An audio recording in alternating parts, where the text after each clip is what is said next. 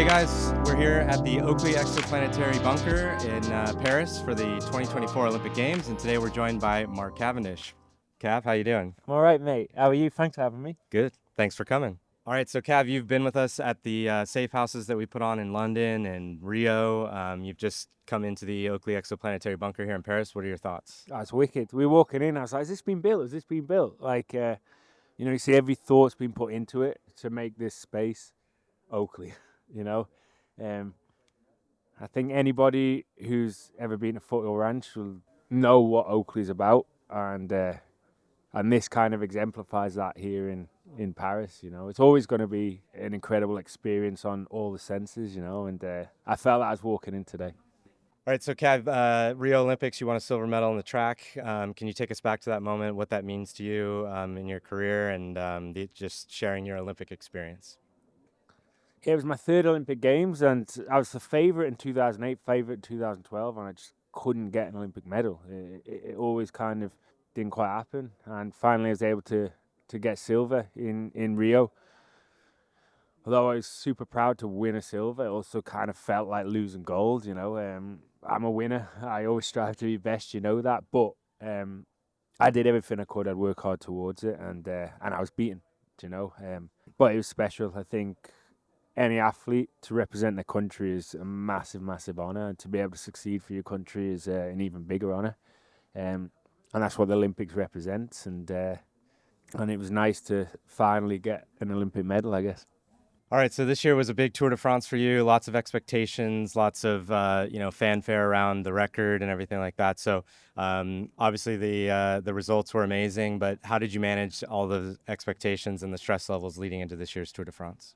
Yeah, I've never known anything different. I've always been expected to win since before I even turned professional. And it gives you strength even.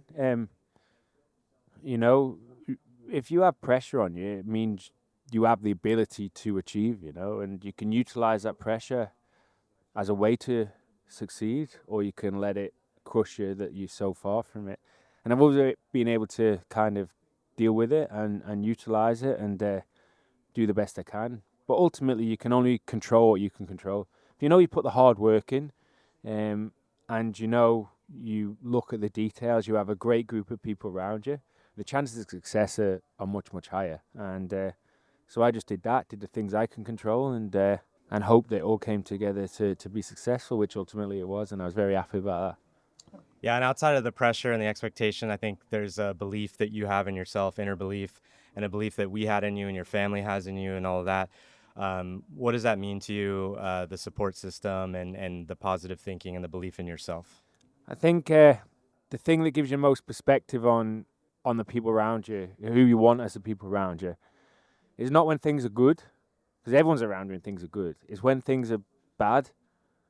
The people that stay around, they're the people you need in your life, and that can be, like you say, your family, friends, and in this case, Oakley. I had times that it was super hard in my life, and Oakley as a company stayed by my side, didn't waver, and you as a friend, you were always in to see if I was all right, and that kind of stuff means more than it's nice to get gold glasses when you win, but stuff like that means anything like infinitely times more than that. So thank you, and thank you Oakley as well. All right, so Cav, this was your last Tour de France. What's next for you after this? After every Tour de France, I kind of take a little break anyway, and I've done that this year. I'm here just to see the Olympics with Oakley, see the bunker, and as every year, I want to just see what I'm doing in the short term as well as the long term. I've got a few races left, smaller races. Whether we fit them, I don't know, because that depends on what I plan to do going forward in the future, which I don't know. I still have a contract till the end of December, so I sit with my family, decide what I'm going to do, and see where that takes us. All right, so a lot of young kids look up to you as an athlete, as a person, and you've been an inspiration to a lot of people in the sport of cycling and outside of cycling. So, what advice would you give to a young kid who either wants to participate in cycling or be an athlete, or just in general?